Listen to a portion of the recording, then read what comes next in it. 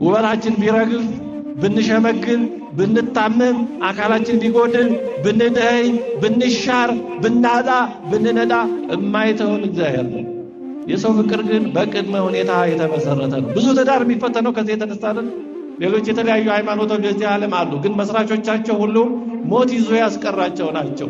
ባዶ መቃብር የሚያስጎበኘው ክርስትና ብቻ ነው። በእንቅልፍ ምክንያት ሰንበተ ክርስቲያንን ተኝተን የምናረፍድ ስንቶች ነው። ወደዚህ መተን ከእግዚአብሔር ጋር ከምንገናኝ ይልቅ እንቅልፋችን የሚበልጥብን፣ ከእግዚአብሔር ይልቅ እንቅልፋችንን የምንወድ፣ ከእግዚአብሔር ይልቅ ስሜታችንን የምንወድ፣ ከእግዚአብሔር ይልቅ ልጆቻቸውን በመውደድ እግዚአብሔርን የሚክዱ ከቤተክርስቲያን የሚወጡ የሉ። ራሳችንን ቀድመን ብንወቅስ ይሻላል ወይስ ኃጢአታችን በኋላ በእግዚአብሔር ሕግ ቢወቅሰን ይሻላል? እኛ ስለ በደላችን ስናስብ እግዚአብሔር ደግሞ ስለ ክብራችን ይናገራል። እኛ ስለ እግዚአብሔር ስለ ማሳዘናችን ከተናገር እግዚአብሔር ደግሞ ይቅር ስለማለቱ ይናገራል። አንድ ሰው የሚወደውን ሊክደው አይችልም። ለሚወደው ሰው ዋጋ ይከፍላል። ስለዚህ አንድ ነገር እንወደዋለን እያል ግን ያ ነገር የሚፈልገውን ማናደርግ ከሆነ የምር አይደለም። ፍቅራችን መውደዳችን የእውነት አይደለም፣ ማስመሰል ነው ማለት ነው። በስመ አብ ወወልድ ወመንፈስ ቅዱስ አሐዱ አምላክ አሜን። አምላካችን መድኃኒታችን ኢየሱስ ክርስቶስ ከባሕሪ አባቱ ከአብ ከባሕሪ ሕይወቱ ከመንፈስ ቅዱስ ጋር ዛሬም ዘወትርም ለዘላለሙ የተመሰገነ ይሁን አሜን። ታፈቅረኒኑ ፈድፋደ እምሉ ዮሐንስ ወንጌል ምዕራፍ 21 ቁጥር 15 ከነዚህ አብልጠህ ተወደኛለህን በሚል በዛሬው ወንጌል ዙሪያ እግዚአብሔር አምላካችን የፈቀደልንን ያክል እንማማራለን። ከወንጌሉ በፊት ምስባኩ ከመዝሙረ ዳዊት መዝሙር 106 ቁጥር 16 እና 17 ላይ ያለውን ባጭሩ እናስታውሰው። እስመ ሰበረ ኆኃተ ብርት ወቀጥቀጠ መናግስተ ዘሐጺን ወተወቅፎሙ እምፍኖተ ጌጋዮሙ ይላል። እስመ ሰበረ ኆኃተ ብርት ወቀጥቀጠ መናግስተ ዘሐጺን ማለት የብረቱን መዝጊያ ሰባብረዋል፣ የናሱን መወርወሪያም ቀጥቅጧል ይላል። እንግዲህ አንድ በር ወይም አንድ ከተማ ዙሪያውን በብረት ከታጠረ እንደገና ደግሞ የበሮቹ መዝጊያ ከናስ የተሰራ ከሆነ በጣም ጠንካራ ነው። በቀላሉ ጠላት ያን አልፎ ወደ ውስጥ መግባትና ጥቃት መፈጸም አይችልም። እና ዲያብሎስም እኛን በኃጢአታችን ምክንያት ዙሪያችንን በሞትና በሲኦል አጥሮ ከሱ እጅ ማንም ማምለጥ በማይችልበት ሁኔታ ለ5500 ዘመን ሲገዛን ነበረ። በብረት መዝጊያ በናስ መወርወሪያ የተመሰለው የዲያብሎስ በእኛ ላይ የነበረው ስልጣን ነው። መድኃኔ ዓለም ኢየሱስ ክርስቶስ ለስም አጠራሩ ክብር ምስጋና ይግባውና ባህሪያችንን ተዋህዶ በእኛ በተዋህዶ ባህሪ ሞታችንን ተቀብሎ ሞታችንን ለአንዴና ለመጨረሻ ጊዜ ቀጥቅጦ ስለሰበረው ስላጠፋው የዲያብሎስን ኃይሉን ስለዋጠው ስለመጠጠው ስላስወገደው ይሄ አስቀድሞ በዳዊት የተነገረው ዛሬ የተፈጸመው በጌታችን ትንሣኤ ነውና በዚህ በትንሣኤ ውስጥ ባሉት ሳምንታት በአንዱ በዛሬው ይሄ የሚሰበከው ከዚህ የተነሳ ነው። ቅዱስ ጳውሎስ በዕብራውያን መልእክቱ ምዕራፍ 2 ቁጥር 14 እስከ 16 ላይ በሞት ላይ ስልጣን ያለውን ይሽር ዘንድ ይኸውም ዲያብሎስ ነው፣ ልጆቹ በስጋና በደም እንደሚካፈሉ እርሱም በስጋና በደም ተካፈለ ማለት ሰው ሆነ ይላል። ስለዚህ በሞት ላይ ስልጣን ያለው ዲያብሎስ ነበር። ሰው ሲኖርም ሞትን በመፍራት በሞት ግዛት ውስጥ ነበር። ሲሞትም በጻይር ወደ ሞት ወደ መቃብር ይሄዳል። ከዛም ደግሞ ነፍሱን ዲያብሎስ በሲኦል ተቆራኝቷል ሲያሰቃያት ይኖር ነበር። በብሉይ ኪዳን የነበሩ አባቶቻችን ደጋጎቹ ሳይቀሩ ሲሞቱ ነፍሳቸው የምትሄደው ወደ ሲኦል ነበረ። ገነት በኃጢአት ምክንያት ተዘግታ ነበር። ምንም በገነት ባይገቡም ወደ ሲኦል ቢገቡም በዛ የእግዚአብሔር ረድኤት ቢጠብቃቸው። ለምሳሌ በእስር ቤት ስሙ እስር ቤት ነው፣ ግን ሁሉም እስር ቤት አንድ አይነት እስር አይደለም። በእስር ቤት የተለያየ አይነት አለ። ጽኑ እስር ቤት፣ የማሰቃያ እስር ቤት አለ።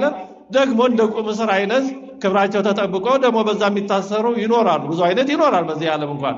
በሲኦልም እንደዛ ነበር። ግን ይሄን ሁሉ አስወግዶ በሞቱ ሞታችንን ደምስሶ በትንሣኤው ሞት ይዞ እንደማያስቀረን መቃብር የመጨረሻ ዕጣ ፈንታችን እንዳልሆነ ስለገለጠ ስላረጋገጠ ይሄ መዝሙር የሚዘመረው ከዚህ የተነሳ ነው።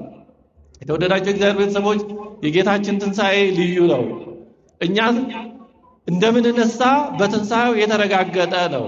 ከክርስትና ውጪ ትንሣኤን ያረጋገጠ ሌላ ማንም የለም። እኛ ሃይማኖታችንን የመሰረተው መድኃኔ ዓለም ኢየሱስ ክርስቶስ ሞትን በተግባር ተቀብሎ ሞትን አጥፍቶ በተግባር በሥራው አሳይቶ ነው። እንዲሁ ትነሳላችሁ እመኑ ብቻ አይደለም ያለን። አይሁድ በትንሣኤ ቢያምኑ ገና በተስፋ ነው። ምክንያቱም ሙሴ ሞቶ አልተነሳም፣ ተቀብሯል። መቃብሩን እግዚአብሔር ሰውሮታል እንጂ። ስለዚህ ሙሴ በመነሳት ሞትን ድል በማድረግ ትንሣኤን አላረጋገጠም፣ አላሳየም። ሙሴም በሞት ስልጣን ስር ነው።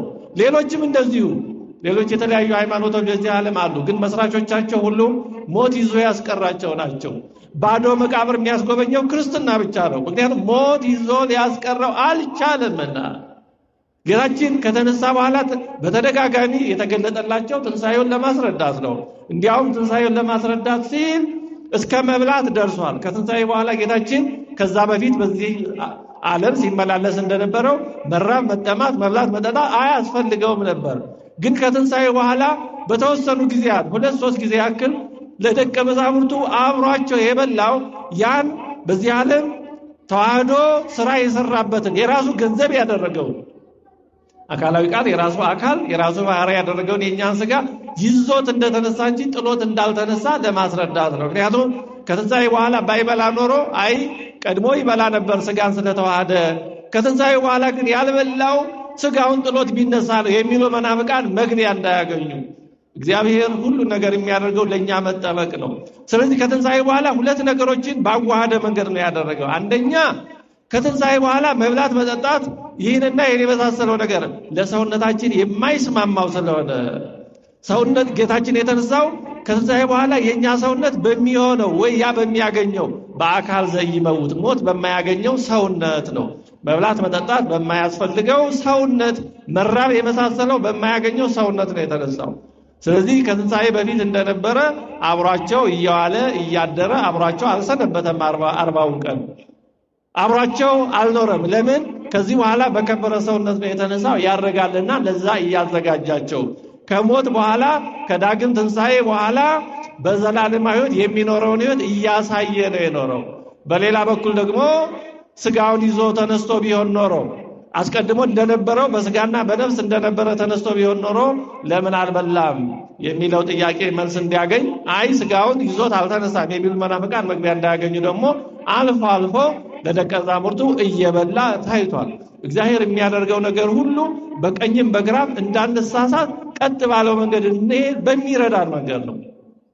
ስለዚህ መድኃኒታችን ኢየሱስ ክርስቶስ በትንሣኤው ትንሣኤያችንን አረጋግጧል። እኛ ዛሬ ሞትን መቃብርን እንደ ብሉይ ኪዳን በመፍራት በመንቀጥቀጥ የማናየው ለዚህ ነው። ምክንያቱም ሞት በክርስቶስ ድል ተነስቷል። ሞት ተሸንፏል። እኛ ዛሬ የምንሞተው ለትንሣኤ ነው። ወደ መቃብር የምንገባው ጌታችን ከመቃብር በአካል ዘይመውት ማለት ሞት በማይስማማው ሁለተኛ ሞት በማያገኘው ሰውነት እንደተነሳ እኛ በመቃብር የምናልፈው ክርስቶስ ገንዘብ አድርጎ የተነሳውን ሞት የማያገኘውን ሰውነት ገንዘብ አድርገን ከመቃብር ለመነሳት ነው። ስለዚህ ዛሬ ሞት ጥቅማችን ነው። ቅዱስ ጳውሎስ በፊልጵስዩስ መልእክቱ ምዕራፍ 1 ቁጥር 23 ላይ እንዳለው ሞት ለእኔ ጥቅም ነው ይላል። ዛሬ ለእኛ ሞት ጥቅም ነው። ወዳጆቹ እንዲሞቱ የፈቀደው ከዚህ የተነሳ ነው። እመቤታችንም የሞተችው ከዚህ ሞት ጉዳት አይደለም። ለምን? ክርስቶስ ሞትን መንገዱን ለውጦታል። ስለዚህ ትንሣኤውን 50 ቀን በልዩ ሁኔታ የምናከብረው ከዚህ የተነሳ ነው። አሁንም በትንሣኤ ውስጥ ነን። እንግዲህ በዚህ በትንሣኤ ውስጥ መድኃኒታችን ኢየሱስ ክርስቶስ በጥብርያዶስ ለደቀ መዛሙርቱ ሲገለጥላቸው 3ኛ ጊዜ ነው እንደተባለ ሲገለጥላቸው ለቅዱስ ጴጥሮስ በተለየ ሁኔታ በአደባባይ ኃጢአቱን ይቅር ብሎ ወደ ማህበረ ሐዋርያት እንዳዋሃደው እንደመለሰው እንደጨመረው ያስረዳ ዘንድ ስምዖን ጴጥሮስን አንድ ጥያቄ 3 ጊዜ ደጋግሞ ጠየቀው። ወእምድኅረ መሱ ይቤሎ እግዚእ ኢየሱስ ለስምዖን ጴጥሮስ ስምዖን ወልደ ዮና ታፈቅረኒኑ ፈድፋደ እምሉ። ምሳ ከበሉ በኋላ መድኃኒታችን ኢየሱስ ክርስቶስ ስምዖን ጴጥሮስን እንዲህ ብሎ ጠየቀው። ስምዖን ወልደ ዮና ሆይ፣ የዮና ልጅ ስምዖን ሆይ ከነዚህ ሁሉ ይልቅ ትወደኛለህን ብሎ ጠየቀው። በዚህ ጊዜ ስምዖን ጴጥሮስም ኦ እግዚኦ እወ ለሊከ ተአምር ከመ አነ አፈቅረከ፣ አቤቱ ጌታ ሆይ እንደምወድህ አንተ ታውቃለህ አለ። አሁንም እንዲህ ካለ በኋላ ግልገሎቼን አሰማራ ጠብቅ አለው። አሁንም ድጋሜ ያንኑ ጥያቄ ጠየቀው። የዮና ልጅ ስምዖን ሆይ ትወደኛለህ ብሎ ሁለተኛ ጠየቀው። አሁንም ስምዖን ጴጥሮስ ያንኑ መልስ መለሰ። አዎ እንደወድህ አንተ ታውቃለህ አለ። አሁንም 3ኛ ጌታችን ያንኑ ጥያቄ ጠየቀው። የዮና ልጅ ስምዖን ሆይ ትወደኛለህ አለው። ሶስተኛ ተወደኛለህ ብሎ በጠየቀው ጊዜ ቅዱስ ጴጥሮስ አዘነ፣ ተጨነቀ። በአንድ በኩል 3 ጊዜ ስለካድኩት ለዚህ ነው ብሎ ኃጢአቱ ታወሰው። እግዚአብሔር በሚያደርግልን ነገር ሁሉ ኃጢአታችንን ማስታወስ ተገቢ ነው። ኃጢአታችንን ማሰብ ጠቃሚ ነውና እንዲሁም ደግሞ ሶስተኛ ተወደኛለህ ብሎ ሲጠይቀው ባለፈው ካንተ አልለይም፣ ሌሎቹ ቢክዱ እንኳን እኔ አልክድም፣ ስላንተ መሞት እንኳን ቢያስፈልግ እሞታለሁ ብዬ የገጠመኝን አውቀዋለሁ፣ እኔ ክጄዋለሁ። ስለዚህ አሁን ደጋግሞ የሚጠይቀኝ ምናልባት ወደፊት ደግሞ ሌላ የሚጠብቀኝ ውድቀት የሚጠብቀኝ ድቀት ኖሮ ይሆን እሱ ባወቀ ስለዚህ ይሆን ደጋግሞ የሚጠይቀኝ ብሎ ተጨነቀ። የወደፊቱን ስናስበው ምን እንደሚገጥመን አናስብምና ሁልጊዜ እግዚአብሔርን በመፍራት በመጠንቀቅ ልንኖር ይገባናልና ነገ ምን እንደሚገጥመን ከእግዚአብሔር ቸርነት በቀር ምንም አናውቅም። እንኳን ነገ በሚቀጥለው ቅጽበት ይችን አረፍተ ነገር ሳንጨርስ እኔም እናንተ ምን እንደሚገጥመን አናውቅም። ስለዚህ ሁልጊዜ በመፍራት በመንቀጥቀጥ መዳናችሁን ፈጽሙ እንዳለ ቅዱስ ጳውሎስ እስከ ሞት ድረስ በመፍራት መኖር የሚገባው ለዚህ ነው። ስለዚህ ስምዖን ጴጥሮስ አቤቱ ጌታ ሆይ እንድወድ አንተ ታውቃለህ አለ። በሁለተኛው ጠቦቶቼን ጠብቅ ብሎት ነበር። በሶስተኛው ደግሞ በጎቼን አሰማራ አለው። ከዛ በኋላ በምን አይነት ሞት እንደሚሞት ደግሞ አመለከተው። አንተ ጎልማሳ ሳለህ ወደምትወደው እጆችህን ታነሳ ነበረ፣ ወደምትፈልገው በራስህ ፈቃድ ትሄድ ነበር። በሸመገልክ ጊዜ ግን ሌላ ባዕድ ያስታጥቅሃል አለው። በምን አይነት ሞት እግዚአብሔር እንደሚያከብር ሲያመለክተው ይህን አለ ይላል። እንግዲህ ጠቅለል ያለው ሐሳቡ ይህን ይመስላል። እንደው ትምህርታችንን ጠቅለል አድርገን ባጭሩ ለማጠቃለል ምንድነው በዚህ ዙሪያ ያለው መልእክት? ከኔ ይልቅ ተወደኛለህ ብሎ ጌታችን ጴጥሮስን ለምንድን ነው የጠየቀው? ለምንስ በዚህ ሁኔታ ተናገረው የሚለውን ማስታወስ ይኖርብናል። እንግዲህ ጌታችን ከተነሳ በኋላ ለደቀ መዛሙርቱ 2-3 ጊዜ በጉባኤ በአንድነት ሳሉ ተገልጦላቸዋል። በየግላቸው ደግሞ ለኤማሁስ መንገደኞች እንዲህ ባለ ሁኔታ ደግሞ ተገልጦላቸዋል። በዚህ ሁሉ ቅዱስ ጴጥሮስ አልተለየም። ቅዱስ ጴጥሮስ ቢክድም ቢበድልም ወዲያውኑ ግን ተጸጽቶ ከሐዋርያት ከወንድሞቹ አልተለየም። ምንም ብንበድል ምንም ብንደክም ከቅድስት ቤተክርስቲያን አንለይም፣ ከቅዳሴው ከአገልግሎቱ አንለይም። የይሁዳ አንዱ ችግሩ መካዱ ብቻ አልነበረም። መካድማ ጴጥሮስም እኮ ክዷል። ግን ይሁዳ ከካደ በኋላ አንደኛ ጸጸቱ ወደ ንስሐ የሚያመጣ አይደለም፣ እንዲሁ ዝም ብሎ ቁጭት ብስጭት ነው። ሁለተኛ ደግሞ ሄዶ የተቀላቀለው ከክርስቶስ ጠላቶች ከጸሐፍት ከፈሪሳውያን ጋር ነው። ሄዶ ያማከረው ለክርስቶስ ጠላቶች ለጸሐፍት ለፈሪሳውያን ነው። አይ ንጹሕ ደም አሳልፌ ሰጥቻለሁና ገንዘባችሁን ምን ላድርግ ሲል እኛ ባንተ ላይ አንተም በእኛ ላይ ምን አለን አይመለከተንም አሉ። አሁንም ሄዶ ገንዘቡን ቤተ መቅደስ ጥሎ ወደ መታነቅ ነው ሄዶ።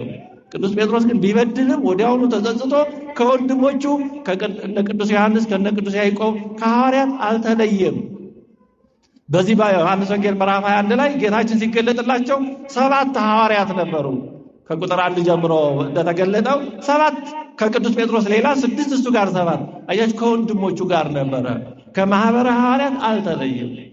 የተወደዳችሁ የእግዚአብሔር ቤተሰቦች ከቤተ ክርስቲያን መለየት ከቅድስት ቤተ ክርስቲያን ህብረት መለየት ራስን ለኃጢአት አሳልፎ የመስጠት የመጀመሪያው ደረጃ ነው። አውሬ እንኳን ሲያድን መጀመሪያ ነጥሎ ነው የሚያድነው ይባላል። አንበሳ ወይም ተኩላ ወይም ሌላው ሲያድን ሁሉንም የሚያድነውን በአንድ ጊዜ አይደለም፣ ነጥሎ ነው የሚያጠቃው። ጠላት ዲያብሎስ የሚያጠቃው ነጥሎ ነው። ስለዚህ ምንም ብንወድቅ ደካሞች ነንና እንደ ቅዱስ ጴጥሮስ ከቅዱስ ቤተክርስቲያን አንለይ፣ ከህብረቱ ከአገልግሎቱ አንለይ። ክርስቶስ ይመጣል፣ በዛ ውስጥ ያገኘናል። ግን ቅዱስ ጴጥሮስ ከወንድሞቹ ሳይለይ የጌታችንን ትንሣኤ ቢያይ ጌታችን ቢገለጥለትም ግን እስካሁን ምንም አላለውም። ጌታችን ስለ ስህተቱ አላነሳበትም። ስለዚህ ቅዱስ ጴጥሮስ በሁለት በኩል እየተጨነቀ ነበር። በአንድ በኩል በተስፋ ነበረ። ጌታ ይቅር ብሎኝ ይሆን ተቀብሎኝ ይሆን አለየኝም፣ ከትንሣኤው አለየኝም፣ ለሌሎቹ ከሚያደርገው አለየኝም፣ ከምሳውም አለየኝም፣ ስለዚህ ተቀብሎኝ ይሆናል በሚል ተስፋ ውስጥ ነበር። በሌላ በኩል ደግሞ ምናልባት ዝም ብሎ በመጨረሻ ፍርዱን ያመጣብኝ እንደሆነ ምናልባት ከማህበረ ሐዋርያት የለየኝ እንደሆነ እያለ እየተሳቀቀ እየተጨነቀ ነበረ። ስለዚህ ጌታችን ያንን ለማረጋገጥ የቅዱስ ጴጥሮስን ንስሐ ተቀብሎ ቅዱስ ጴጥሮስን ከመሳቀቅ ከመጨነቅ ነፃ ለማውጣት እንዲሁም ደግሞ ወደፊት ለሚኖረው አገልግሎት ምክንያት ሰበብ እንዳይኖር ጴጥሮስ እኮ የካደ ነው፣ ጌታችን አልተቀበለውም የሚሉ እንዳይኖሩ በአደባባይ ንስሐውን ተቀብሎ አጽድቆ ይቅር ያለው መሆኑን ለማስረዳት፣ ለማስረገጥ፣ ለማስመስከር በዚህ ዕለት ቅዱስ ጴጥሮስን ምሳ ከበሉ በኋላ ጌታችን አናግሮታል። ጌታችን ቅዱስ ጴጥሮስን ያናገረው ምሳ ከበሉ በኋላ ነው። ምሳ አብልቶ አጥግቦ አጫውተው ማለት ነው። ከምሳ በፊትም ይህን ጉዳይ አላነሳበትም፣ በምሳ ጊዜም ይህን ጉዳይ አላነሳበትም። አሁን በምግብ ጊዜ ከጨዋ ደንቦች አንዱ ከሥነ ሥርዓት ደንቦች አንዱ በምግብ ጊዜ መቆጣት፣ የማይገባ ነገር መናገር፣ ሻካራ ጉዳይ፣ ከባድ አጀንዳ ማንሳት አይገባም ይባላል። በምግብ ጊዜ ጤነኛ ሰላማዊ የሆነ ለስላሳ ጨዋታ እየተጫወቱ ነው ምግብን መመገብ ይገባው። ጠንካራ ጉዳይም ካለ ይደርሳል ከዛ በኋላ። ጌታችን ይሄንን ነው ያሳየን። ስለዚህ የፍቅር ምልክት፣ የሰላም ምልክት፣ የመቀበል ምልክት በሆነ ሁኔታ ምሳ ካበላው በኋላ ከደቀ መዛሙርቱ ከወንድሞቹ ጋር ምሳ ከበላ በኋላ ነው ጌታችን ይህን ጉዳይ ያነሳበት። እንዴት ለቅዱስ ጴጥሮስ ጌታችን ተጠንቅቆ እንደተቀበለው ተጠንቅቆ እንዳናገረው እንመለከታለን። አዎ በንስሐ ወደ እግዚአብሔር ለሚመጡ ሰዎች፣ በኃጢአት ለወደቁ ሰዎች፣ ከዓለም ፈልሰው ለሚመጡ ሰዎች በጣም መጠንቀቅ ያስፈልጋል። የወደቀ እንጨት ምሳር ይበዛበታል እንደሚባለው አንዴ ከወደቀ ብለን እዛው ላይ የማይገባ ነገር ተናግረን የበለጠ እንዳንሰብራቸው፣ የበለጠ መንፈሳቸው እንዳናበሳቸው መጠንቀቅ አለብን። በጣም መጠንቀቅ አለብን። ሆድ ለባሰው እንደሚባለው ጌታችን ለቅዱስ ጴጥሮስ ይህን ያህል ተጨንቆ ተጠንቅቆ ነው ያደረገልን። ስለዚህ ለወደቁ በተለያየ ምክንያት ሕሊናቸው ለሚያነክ ሰዎች በጣም መጠንቀቅ አለብን። የምንናገረው ንግግር፣ የምናደርገው ነገር የበለጠ ሆድ የሚያስበሳቸው፣ ተስፋ የሚያስቆርጣቸው እንዳይሆን በጣም መጠንቀቅ አለብን። ጌታችን እንዲህ ባለ ሁኔታ ነው ቅዱስ ጴጥሮስን ተጠንቅቆ ያናገረው። ሲያናግረውም ኃጢአቱን፣ ውድቀቱን፣ ክህደቱን አላነሳበትም። ትወደኛለህ ሆይ ነው ያለው። ምክንያቱም ቅዱስ ጴጥሮስ ራሱ ስለ ኃጢአቱ ያለቀሰ ስለሆነ ጌታችን ድጋሜ አንስቶ አላስለቀሰውም፣ ድጋሜ አንስቶ አልወቀሰውም። የተወደዳችሁ የእግዚአብሔር ቤተሰቦች እኛ ስለ ኃጢአታችን ካለቀስን፣ እኛ ራሳችንን ከወቀስን እግዚአብሔር ድጋሜ አይወቅሰንም። እግዚአብሔር ኃጢአትን እያነሳ የሚያሳቅቅ አምላክ አይደለም። እግዚአብሔር ያለፈ ማንነታችንን እያስታወሰ የሚያስጨንቅ አምላክ አይደለም። እንደዛ አይነት አምላክ አይደለም እግዚአብሔር። ቅዱስ ጴጥሮስ ራሱ አልቅሷል። ስለዚህ ያለቀሰውን ልቅሶ የተጸጸተውን ጸጸት በአደባባይ አጽድቆ ለመቀበል ነው። እኛ በደላችንን ካወቅን እግዚአብሔር በደላችንን ይረሳልናል። እኛ በደላችንን ካላወቅን ግን ራሱ በደላችን ኃጢአታችን ይወቅሰናል። ስለዚህ መምረጥ ነው። ራሳችንን ቀድመን ብንወቅስ ይሻላል ወይስ ኃጢአታችን በኋላ በእግዚአብሔር ፊት ቢወቅሰን ይሻላል? እኛ ራሳችንን እንደማይገባን፣ ምሕረቱ እንደማይገባን፣ አባትነቱ እንደማይገባን እንደበደልነው ካወቅን እግዚአብሔር ይህንን ፈጽሞ ገና አስቀድሞ ይተውልናል። የጠፋው ልጅ ማስታወስ እንችላለን። የጠፋው ልጅ ወደ አባቱ ሲመለስ አባቴ ሆይ በሰማይና በምድር በደልኩ፣ ወደፊትም ልጅህ ልባል አይገባኝም አለ። አባቱ ግን ይሄን አረፍተ ነገር አላስጨረሰውም፣ ከዛ አላስቀጠለውም። እንዲያውም ይሄ ልጅ ሞቶ ነበር፣ በመምጣቱ ደስ ሊለን ይገባል። መልካም ልብስ አምጡና አልብሱት፣ ለጣቱ ቀለበት፣ ለእግሩ ጫማ አድርጉለት፣ የሰባውን ፍሪዳ አምጡ እንብላ፣ ደስ ይበለን ነው ያለ። ልጁ ስለ ኃጢአቱ ይናገራል፣ አባቱ ደግሞ ለልጁ ስለሚደረገው ነገር ይናገራል። አያችሁ፣ እኛ ስለ በደላችን ስናስብ እግዚአብሔር ደግሞ ስለ ክብራችን ይናገራል። እኛ ስለ እግዚአብሔር ስለ ማሳዘናችን ከተናገር እግዚአብሔር ደግሞ ይቅር ስለማለቱ ይናገራል። በአንጻሩ ለኃጢአታችን ግድ የለሾች ከሆን ግን ኃጢአታችን እጥፍ ድርብ ሆኖ በእግዚአብሔር ፊት ይጠብቀናል። የሚወቅሰን እግዚአብሔር አይደለም፣ እራሱ ኃጢአታችን ነው። በፍርድ ቀን ስለተናገራችሁት ስለ ክፉ ነገር ሁሉ መልስ ትሰጣላችሁ እንደተባለ ቀድሞ ኃጢአታችን በእግዚአብሔር ፊት ይጠብቀናል። ስለዚህ የእግዚአብሔር ቤተሰቦች ቀድመን ኃጢአታችንን እናስብ። ኃጢአት ቀላል ነገር አይደለም። በደል ቀላል ነገር አይደለም። አዳምን ከእግዚአብሔር የለየው እግዚአብሔር ሰው ሆኖ ይሄን ሁሉ መንገድ እስኪጓዝ ያደረሰው አንድ የአዳምና የሔዋን በደል ነው። ከዛ በኋላ ያለው ምልዓተ ኃጢአትም እንዳለው ነው። ኃጢአት ቀላል ነገር አለ። እግዚአብሔርን ምሕረቱን ከለመን ግን ደግሞ ቀላል ያልሆነ ምንም ኃጢአት የለም። ለእግዚአብሔር ምሕረት የሚከብድ ምንም ነገር የለም። ምንም ለእግዚአብሔር ምሕረት የማይቻል ኃጢአት የለም። ሽፍታውን ቀድሞ ገነት በማስገባት ያሳየን የምሕረቱን ብዛት ነው። 3 ጊዜ የካደውን ጴጥሮስን በጎቼን አደራ ብሎ የሰጠው የምሕረቱን ጥግ ሊያሳየን። እንደው እግዚአብሔር አመፀኞችን ይወዳል ብሏል አንድ ሊቅ። ገነትን ለሽፍታ ሰጠ፣ በጎቹን ደግሞ ለካደው ለጴጥሮስ ሰጠ። የምሕረቱን ብዛት ያሳየን፣ የምሕረቱን መጠን አልባነት ያሳየን ነው። ማን ነው በጎቹን በዛች በመከራ ቀን ለካደው አሳልፎ የሚሰጥ? እግዚአብሔር ግን ይቅር ሲል ይቅር ማለት ብቻ አይደለም፣ ጨርሶ እንዳልተደረገ ይረሳዋል። ስለዚህ ቅዱስ ጴጥሮስን እንዲህ ባለ ምሕረት እንዲህ ባለ ጥንቃቄ ተቀበለው። ከዛ በኋላ ትወደኛለህ ሆይ ብሎ ጠየቀው። ለምንድን ነው ጌታችን ቅዱስ ጴጥሮስን ትወደኛለህ ሆይ ከነዚህ ሁሉ ይልቅ ትወደኛለህ ሆይ ብሎ ጠየቀው? ከማን ይልቅ ትወደኛለህ? ከጓደኞች፣ ከወንድሞች፣ ከነ ዮሐንስ ወልደ ነጎድጓድ፣ ከነ ያዕቆብ ወልደ ነጎድጓድ እንዲሁም ደግሞ ከወንድምህ ከእንድርያስ አብልጠህ ትወደኛለህ ሆይ ማለቱ። እኛ እግዚአብሔርን ምን ያክል ነው የምንወደው? ሚስት ከባል፣ ባል ከሚስት፣ እናት አባት ከልጅ፣ ልጅም ደግሞ ከእናት ከአባት አብልጠን እንወደዋለን? እስኪ እውነት እናስብ። እግዚአብሔርን ምን ያህል ነው የምንወደው? እግዚአብሔር የሚጠይቀው ዋና ጥያቄ ምን ያህል እንደምንወደው። ቅዱስ ጴጥሮስ አልቅሷል፣ ተጸጽቷል። ግን የጠየቀው እሱን አይደለም። አልቅሰሃል አይደለም ያለው፣ ተጸጽተሃል አይደለም ያለው፣ ምን ያህል ተወደኛለህ ነው። ለምንድን ነው ፍቅሩን የጠየቀው? አስቀድሞ እንዲክደው ያደረገው ፍቅሩ ስለተናወጸ ነበረ።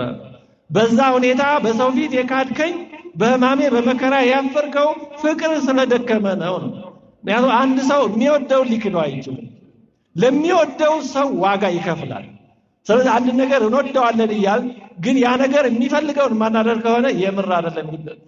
ፍቅራችን መውደዳችን የእውነት አይደለም፣ ማስመሰል ነው ማለት ነው። ስለዚህ ነው ተወደኛለህ ብሎ የጠየቀው። እንዲሁም ከፍላጎቶች በላይ ተወደኛለህ። ቅዱስ ጴጥሮስ አሳ ሊያጠምድ ወደ ቀድሞ ስራው ነው ተመልሶ የነበረው። አሳ ማጥመድ ገንዘብን ያስገኛል፣ እንዲሁ ደግሞ ለመደሰት እንደ ኢንተርቴይንመንት እንደሚባለው እንዲሁ ለደስታ ለጨዋታም ያደርጉታል።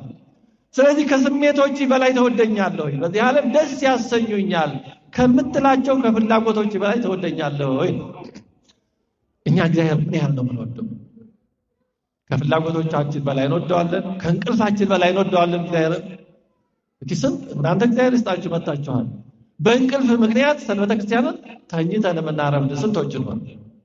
ወደዚህ መጥተን ከእግዚአብሔር ጋር ከምንገናኝ ይልቅ እንቅልፋችን የሚበልጥብን፣ ከእግዚአብሔር ይልቅ እንቅልፋችንን የምንወድ፣ ከእግዚአብሔር ይልቅ ስሜታችንን የምንወድ፣ ከእግዚአብሔር ይልቅ ልጆቻቸውን በመውደድ እግዚአብሔርን የሚክዱ ከቤተክርስቲያን የሚወጡ የሉ። ከእግዚአብሔር ይልቅ ጓደኞቻቸውን በመውደድ ከቤተክርስቲያን የሚወጡ የሉ። ስለዚህ ከነዚህ ሁሉ ይልቅ ተወዱኛላችሁ ይለናል እግዚአብሔር። እግዚአብሔር የሚጠይቀን ነገር ምን ያህል ተወዱኛላችሁ? እግዚአብሔርን ከምሩ የማይወድ ሰው ሌላውን ሊወድ አይችልም። ከሁሉ በላይ እግዚአብሔርን የማይወድ ሰው ሌላውን ሰውም ሆነ ራሱን ሊወድ አይችልም። ለዚህ ነው ጌታችን ዘያደገ አባሁ እሞ ይክሊ ጸመደን ያለው። ከኔ በላይ ከኔ ይልቅ ከኔ አስቀድሞ እናቱን ወይም አባቱን ወይም ሌላውን የማይወድ ሰው ለኔ ሊሆን አይችልም። ለምን? እግዚአብሔርን ከምርና በመጀመሪያ ከሁሉ አስቀድሞ የማይወድ ሰው ሌላውን እወዳለሁ ቢል ውሸት ነው። ምን ማለት ነው? ዮሴፍንና የጲጥፋራን ሚስት እናስታውስ። ኦሪት ዘፍጥረት ምዕራፍ 39 ላይ ተጻፈው። የጲጥፋራ ሚስት ዮሴፍን እወድሃለሁ ትለዋለች። ስለዚህ ከኔ ጋር ሁን አለችው። ዮሴፍ ደግሞ እምቢ አለ። በዚህ ምክንያት ዮሴፍ ወደ እስር ቤት ተጣለ። አሳልፋ ሰጠችው። ዮሴፍ እንዲታሰር የተደረገበት እስር ቤት የመጨረሻ ንጉሱን ፈርዖንን የበደሉ ሰዎች የሚታሰሩበት እስር ቤት ነው እና በዛ ቦታ የሚታሰሩ ሰዎች ከተፈረደባቸው የሚጠብቃቸው ግድያ ነው። ዮሴፍ በእስር ቤት ካገኛቸው አንዱ የፈርዖን የእንጀራ አበዛ ወይም የምግብ ቤት ኃላፊ የነበረው በኋላ የተሰቀለው ከዚህ የተነሳ ነው። ስለዚህ የጲጥፋራ ሚስት ዮሴፍን ያሳሰረችው ሊገደል በሚችልበት እስር ቤት ነው። ታዲያ ተወደው ነበር ማለት ነው። ከወደደችው እንዴት ዮሴፍን ሊገደል ወደሚችልበት እስር ቤት እንዲጣል አደረገችው? የጲጥፋራ ሚስት ተወደው የነበረው ዮሴፍን ራሱን ሳይሆን ዮሴፍ ፍላጎቷን እንዲፈጽምላት ነበር ማለት ነው። የጲጥፋራ ሚስት የወደደችው ዮሴፍን ራሱን ሳይሆን የራሷን ፍላጎት ነበር፣ ፍቶቷን፣ ስሜቷን ነበር የወደደችው። ስለዚህ ፍላጎቷን አልፈጽም ሲል የፈለገው ይንጣበት ቢገደል እንዲገደል ብላ አሳልፋ ሰጠችው። ስለዚህ ሰው የወደደን ስለመሰለን ወይም እኛም ሰውን የወደድነው ስለመሰለን ወደነዋል ማለት ላይ ይችላል። እግዚአብሔርን ያላስቀደመ ሰው እወድሃለሁ ቢለን የሚወደው ራሱን ፍላጎቱን እንጂ እኛን አይደለም፣ ራሱንም አይደለም። በአንጻሩ ዮሴፍ ግን እጅግ የወደዳት ዮሴፍ ነው። እንዴት ወደ እስር ቤት ሲጣል በሷ ምክንያት ስታሳስረው አልወቀሳትም፣ አልከሰሳትም፣ በደሏንም አውጥቶ አልተናገረም። በሷ ምክንያት ነው አላለም። ወንድሞቹንም አልወቀሰም። በእስር ቤት በተጣለ ጊዜ ከዕብራውያን ሀገር ወደዚህ አምጥተውኛልና ነው እንጂ አለ ወንድሞቼ በክፋት ሽጠውኝ አላለም። አያችሁ፣ ፍቅር ማለት ይሄ ነው። ፍቅር ማለት እውነተኛ ፍቅር የሌላውን በደል ይሸከማል።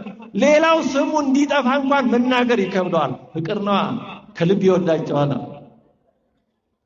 ስለዚህ ሰውን ከእውነት ከልብ መውደድ የምንችለው መጀመሪያ እግዚአብሔርን መውደድ ስንችል፣ ከሁሉ አስቀድመን እግዚአብሔርን የምንወድ ከሆንን እግዚአብሔርን ብቻ ሳይሆን ሰዎችን ብቻ ሳይሆን ጠላቶቻችንን መውደድ እንችላለን። እግዚአብሔርን አስቀድሞ የማይወድ ሰው፣ ከሁሉም በላይ እግዚአብሔርን የማይወድ ሰው ግን እንኳንስ ሌላውን እንኳን ጠላቱን ራሱንም በአግባቡ አይወድም፣ ሌላውንም በአግባቡ አይወድም። ስለዚህ የተወደዳችሁ እግዚአብሔር ቤተሰቦች እግዚአብሔር ከኛ የሚፈልገው እንድንወደው ነው። ብንወደው እሱ አይጠቀምም። ብንወደው የምንጠቀመው እኛ ነን፣ ባንወደው የምንጎዳው እኛ ነን እንጂ እሱ አይጎዳም። ግን አባት ስለሆነ ፍቅር ስለሆነ እንድንወደው ይፈልጋል። ስለዚህ ከዚህ ሁሉ ተወዱኛላችሁ እያለ እያንዳንዳችን ይጠይቀናል። ምን ያህል ነው የምንወደው? እግዚአብሔር በእያንዳንዱ ድርጊት ውስጥ የሚያየው በዛ ውስጥ ያለችውን ፍቅር ነው። አሁን እስኪ እናንተ ራሳችሁን አስቡት። አንድ ሰው አንጀቱ ሰፍ እያለ በጣም በረራ የሆነው የሆነ ነገር ቢያደርግላችሁና ግን በዛ ያለ ነገር ቢሰጣችሁ ግን ያው ውሰድ ብሎ አመናጭቆ ጣል ቢያደርግላችሁ ብዙ ብር ሊሆን ይችላል ወይ የምትፈልጉት ነገር ሊሆን ይችላል። የትኛው ነው ከልባችሁ የሚቀረው? ያ የጣለላችሁ ሰው ለጊዜው ጉዳዩን ገንዘቡን ወይ ሌላው ነገር ስለፈለጋችሁ ልትወስዱ ትችላላችሁ። ግን ውስጣችሁ የሚቀረው ምንድነው? ያ ማመናጨቅ፣ ያ ሌላው ጥላቻ፣ ያ የከፋ ገጽታ ምን ስሜት ነው የሚፈጥረው? በአንጻሩ የሰጠን ነገር ትንሽም ቢሆን በፍቅር በርራዬ አንጀቱ እየተላወሰ ለሚያደርግልን የተለየ ቦታ ይኖረናል። እግዚአብሔርም በድርጊቶች ውስጥ ማየት የሚፈልገው ለሱ ያለንን ፍቅር ነው። በጾማችን፣ በጸሎታችን፣ በስግደታችን በመሳሰለው ሁሉ ገንዘብ በመስጠታችን ሁሉ ማየት የሚፈልገው ለሱ ያለችው ፍቅር ነው። ባለሽቷን ሴት ጌታችን ምንድነው ያለው? ስምዖንን ሲጠይቀው እሷ ብዙ ወዳለችና ብዙ ኃጢአቷ ተሰረየላታል፣ ይቅር ተብሎላታል። በቤቱ የጋበዘው ያ ስምዖን ነበር፣ ግን እሱ ብዙ አልወደደም። ያገኘው ጥቂት ነው። አያችሁ፣ በቤቱ ጋብዞታል ጌታችንን፣ ግን ብዙ ስላልወደደ ያገኘው ጥቂት ነው። ያቺ ግን በሰው ቤት መጥታ ብዙ ስለወደደች ብዙ አገኘች። እግዚአብሔር ከኛ የሚፈልገው እንድንወደው ነው። ከሁሉ አብልጠን እንድንወደው ይፈልጋል። ያ ደግሞ ለሱ ጥቅም ሳይሆን ለኛ ጥቅም ነው። የተወደዳችሁ እግዚአብሔር ቤተሰቦች እግዚአብሔርን ከሁሉ አብልጠን ካልወደድን ሌላው ነገር ሁሉ ትክክለኛ ቦታውን አያገኝም። ፍቅራችንም ጠባችንም ትርጉም ያለው አይሆንም። የሕፃናት ፍቅር የሕፃናት ጠብ አይነት ነው የሚሆነው። እንደ እግዚአብሔር ያለ ቅድመ ሁኔታ ቢወደን የለም። ሰው ቢወደን ከኛ ስላየው ስለሆነ ነገር ነው። ሰው ስለ ጥቅሙ ሊወደን ይችል ይሆናል፣ ወይም ከኛ ስለሚያገኘው። የሰው ጥቅም እውነተኛ ክርስቲያናዊ ፍቅር ካልሆነ ጥቅም ተኮር ነው። ወይ በውበት ወይ በሀብት ወይ በጥቅም ወይ በሆነ ጉዳይ ነው ሰው የሚወደን። እግዚአብሔር ግን ያለ ቅድመ ሁኔታ ነው የሚወደን። ውበታችን ቢረግፍ፣ ብንሸመግል፣ ብንታመም፣ አካላችን ቢጎድል፣ ብንደኸይ፣ ብንሻር፣ ብናጣ፣ ብንነጣ የማይተውን እግዚአብሔር ነው። የሰው ፍቅር ግን በቅድመ ሁኔታ የተመሰረተ ነው። ብዙ ትዳር የሚፈተነው ከዚህ የተነሳ አይደል? በእግዚአብሔር ላይ ሳይመሰረት በውጫዊ ነገር ላይ መሰረትና ያ ውጫዊ ነገር ሲንገዳገድ ትዳሩም አብሮ ይንገዳገዳል። በእግዚአብሔር ላይ ያልተመሰረተማ ከሁሉ አስቀድሞ እግዚአብሔርን በመውደድ ላይ ካልተመሰረተ ሁሉም ነገር አይጸናም። በአሸዋ ላይ ቤቱን ሰራ እንደተባለው ነው። ነፋስ ሲመጣ ይወድቃል። እግዚአብሔርን በመውደድ ላይ ያልተመሰረተ ትዳርም ይሁን ጓደኝነትም ይሁን ምንም አይነት ህይወት ዳር አይደርስም። ያ ጉዳይ ያለው ነገር ሲፈተን አብሮ ህይወታችንም ይፈተናል። ስለዚህ ነው የሚጠቅመን ስለሆነ ነው እግዚአብሔር ከሁሉ አብልጣችሁ እኔን ትወዱኛላችሁ የሚል። ለኛው ጥቅም ነው፣ ለሱ አይደለም። እሱ ምንም አይቀርበትም። አየርን ብንተነፍሰው እኛ ነን የምንጠቀመው፣ አየሩ አይደለም። ባንተነፍሰው የሚጎዳው አየሩ አይደለም። ውሃን ብንጠጣው ብንታጠብበት እኛ ነን የምንነጻው የምንጠቀመው፣ ራሱ ውሃ አይደለም። እግዚአብሔርም እንደዛ ነው። እግዚአብሔር ግን አባት ስለሆነ ውደዱኝ ይላል። እንዲህ ያለ አባት በእውነቱ የሚጠቅመን ስለሆነ፣ ስለዚህ ጴጥሮስን ከሁሉ ይልቅ ተወደኛለህ ብሎ እንደጠየቀው እኛንም ተወዱኛላችሁ ሆይ ብሎ ይጠይቀናል። የተወደዳችሁ እግዚአብሔር ቤተሰቦች፣ የክርስቶስ ደቀ መዛሙርት ክርስቲያን የሚያደርገን ለሱ ያለን ፍቅር ነው። ስለዚህ ሁል ጊዜ እግዚአብሔር ሆይ ምን ያህል ነው የምወድህ፣ እባክህ እንደወድህ እርዳኝ። እባክህ ወደ ልቤ ግባና ፍቅርህን በውስጤ አሳድርብኝ፣ ከሁሉ አስቀድሜ አብልጬ እንደወድህ እባክህ እርዳኝ እንበለው። እሱን ስንወደው ከሁሉ አስቀድመን እሱን ስንወድ እንኳን ሰው እንስሳትን ስነ ፍጥረትን ሁሉ እንወዳለን። አንድ ቅዱስ ምን ብለዋል? እባብን እንኳን አትግደሉ አሉ። ደቀ መዛሙርቶቻቸው ጋር ሲሄዱ እባብ አግኝተው ሊመቱት ሲሉ ተውት፣ አሁን እናንተ በሱ ቦታ ብትሆኑ አሉ። ይሄ እባብ እኮ እባብ አድርገህ ፍጠረኝ አላለም። እግዚአብሔር ባወቀ እባብ አድርጎ ፈጠረው። እኛ እንደዛ ሆነን በእባብ ቦታ ብንሆን አሁን በሱ ቦታ ብትሆኑ የሆነ ሰው ሲያገኝ በአናታችሁ ቢቀጠቅጣችሁ ደስ ይላችኋል አሏቸው። ሰው እግዚአብሔርን ሲሆን ፍጥረቱን ሁሉ የሚወድ ይሆናል። ለፍጥረት ሁሉ ልዩ ፍቅር ይኖራል። ልቡ ይንሰፈሰፋል ለፍጥረቱ ሁሉ። እግዚአብሔርን የማይወድ ሰው ግን እንኳን ሌላውን ራሱን የማይወድም የቅርቡንም ሰው የማይወድም። ለዚህ ነው ጌታችን ጴጥሮስን ከነዚህ ሁሉ ተወደኛለህ አብልጠህ ተወደኛለህ ያለው። ከዚህ በኋላ ያ ትምህርታችንን እየጨረስን ነው። ከዚህ ትምህርታችን ጨርሳለን። ጴጥሮስን የመጨረሻውን ነግሮ ነው ከዛ በኋላ ፍጻሜውን ነገረው። በምን አይነት ሞት እንደሚሞት ነገረው። ሰማዕት እንደሚሆን ነገረው። ስለ ክርስቶስ አንገቱን ወደ ታች ዘግዝቆ ቁልቁሊት እንደሚሰቀል በምን አይነት ሞት እንደሚሞት ነገረው። በዚህ ሞቱ እግዚአብሔርን ያከብራል አለ። ስለዚህ ቅዱስ ጴጥሮስ በዚህ ዓለም በተጋድሎ በሐዋርያነቱ ብቻ ሳይሆን በሞቱም እግዚአብሔር እንደሚያከብር ነገረው። በሕይወቱም በሞቱም እግዚአብሔርን ማክበር እጅግ የመጨረሻ ለሰው ልጅ ያለው ትልቅ መታደል ማለት ይሄ ነው። ተወደዳችሁ እግዚአብሔር ቤተሰቦች፣ እኛም ሕይወታችንም ሞታችንም እግዚአብሔርን እንዲያከብር ባለ ሁኔታ እንድንኖር ማሰብ ይኖርብናል። ሞታችንም እንዲያከብር ሕይወታችንም እንዲያከብር። ታዲያ የኛ ሕይወት ምን አይነት ነው? ሕይወታችን እግዚአብሔርን የሚያከብር ነው። እግዚአብሔርን የሚያከብር ማለት የሚያስመሰግን ማለት ነው።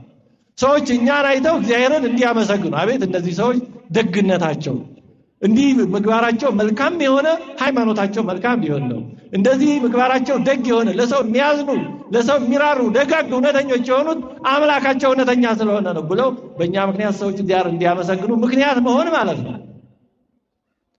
የኛ ሕይወት ምን አይነት ነው? ሰዎች እኛን አይተው እግዚአብሔርን ያመሰግናሉ ወይስ አይ ክርስቲያኖች አይ እንደዚህ ከሆነስ ክርስትና ይቅርን ምናሰይለን መሬቱን ታጎሰቁላለች የተባለው እኮ እንደዚህ አይነት ነው።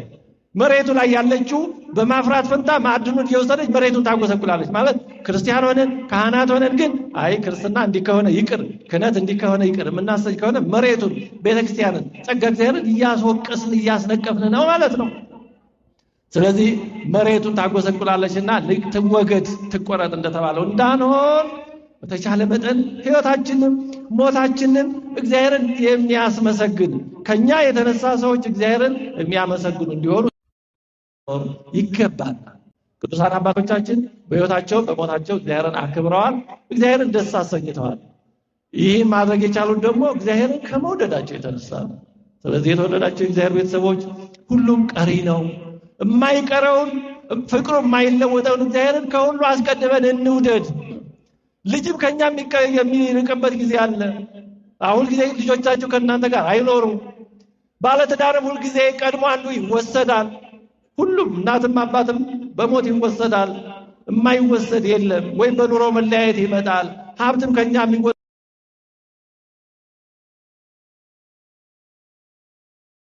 ነገር ሁሉ ይወሰዳል።